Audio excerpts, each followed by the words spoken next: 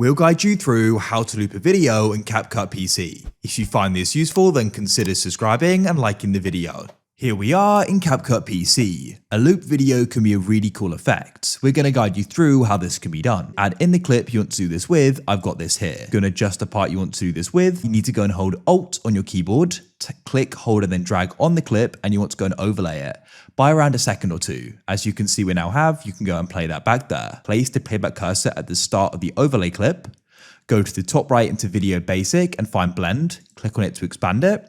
Then you want to go and set the opacity to 0 and press the Add Keyframe button to the right. Then you want to go and drag it to the point where the bottom video ends, and at that point the opacity needs to be set to 100, like so, and it should automatically add in the keyframe.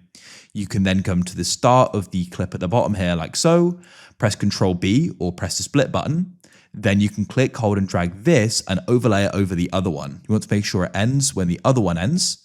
Then you want to go and place your playback cursor at the start of that. You want to go and set the opacity to 0, press the Add Keyframe button, then at the end, make sure it's set back to 100 and you add another keyframe. Then you want to click, hold, and drag to select these both and make sure the overlay is over the other one and the keyframes included, and that's it. Click, hold, and drag and set them all, right click and press Create Compound Clip. Hold Alt and you can keep on duplicating this.